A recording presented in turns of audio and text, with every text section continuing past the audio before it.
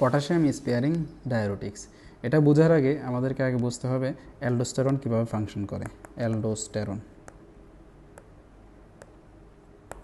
Aldosterone হচ্ছে যে এই যে কালেক্টিং ডাক্ট এবং লেট ডিস্টাল কনভলিউটেড টিউবুল, এখানে এই জায়গায় এসে অ্যালডোস্টেরনটা, যেহেতু এটা একটা স্টেরয়েড ড্রাগ, এটা সেল মেমব্রেনকে সরাসরি ক্রস করে সেলের সাইটোপ্লাজমে চলে যায়।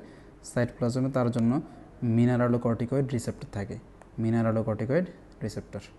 এই মিনারেলোকর্টিকয়েড রিসেপ্টরের সাথে সে অ্যালডোস্টেরনটা বাইন্ড করে, মিনারেলোকর্টিকয়েড রিসেপ্টরের সাথে বাইন্ড করলো। তাহলে অ্যালডোস্টেরন বাইন্ড করার পরে কি হয়? অ্যালডোস্টেরন বাইন্ড করার পরে এখান থেকে এটা নিউক্লিয়াসে এন্টার করে, নিউক্লিয়াসে এন্টার করার পরে সেটা সিনথেসিসের মাধ্যমে এমআরএনএ ক্রিয়েট করে।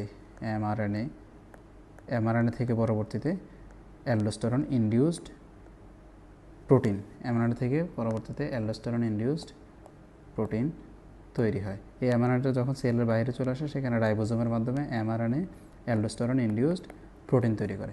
সেই প্রোটিনের কাজ কি? সেই প্রোটিনের কাজ হচ্ছে সেলের ভিতরে সোডিয়ামটাকে এন্টার করানো। এপিথেলিয়াল সেল, এই যে লুমেনের দিকে এপিক্যাল মেমব্রেনের এখানে এপিথেলিয়াল সোডিয়াম চ্যানেল, নামটা হচ্ছে এপিথেলিয়াল সোডিয়াম চ্যানেল, ইনাক। এই চ্যানেলটার মাধ্যমে সোডিয়ামটাকে সে এন্টার করায় in exchange of potassium ion.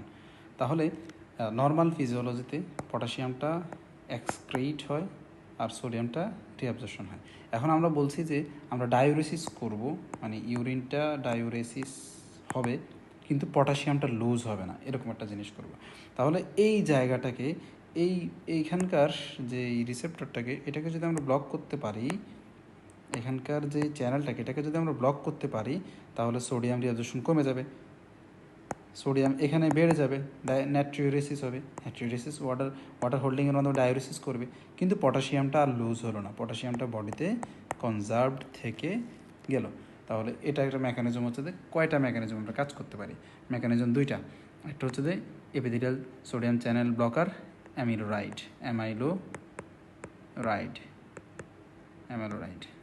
আচ্ছা অ্যামিলোরাইড। আর এদিকে হচ্ছে যে এই অ্যালডোস্টেরন রিসেপ্টর ব্লকার হচ্ছে স্পাইরিনোল্যাকটোন। তাহলে টোটাল দুইটা জিনিস, স্পাইরিনোল্যাকটোন এবং অ্যামিলোরাইড, এই দুইটার মাধ্যমে আমরা পটাশিয়াম স্পেয়ারিং ড্রাগের মাধ্যমে আমরা ডায়ুরেসিস করতে পারি। আর তাহলে এই স্পাইরিনোল্যাকটোনের ইন্ডিকেশন তো আমরা নর্মালি যে ডায়ুরেসিস করবো, আমরা হাইপারটেনশন কমাবো, বিপিটিভি কমাবো, এটা তো আমরা ইন্ডিকেশন বলতে পারি। এই স্পাইরিনোল্যাকটোনের অ্যাডভার্স ইফেক্ট আছে। স্পাইরিনোল্যাকটোনের অ্যাডভার্স ইফেক্ট হচ্ছে যে, যেহেতু পটাশিয়ামটা বডিতে থেকে যাচ্ছে, তাহলে কী হবে? Hyper kalaemia. আরেকটা হচ্ছে যে এই পটাশিয়ামটা ইস্ট্রোজেন লাইক একটা স্ট্রাকচার, ইস্ট্রোজেন লাইক হওয়ার কারণে সে মেল পেশেন্টদের ক্ষেত্রে কী করে? মেল পেশেন্টদের ক্ষেত্রে পেইনফুল গাইনোকোমাসিয়া করে, গাইনোকোমাসিয়া করে। তাহলে এটা কিন্তু কমন সাইড এফেক্ট, গাইনোকোমাসিয়ার ড্রাগ কিন্তু জিজ্ঞেস করা হয় ভাইভাতে।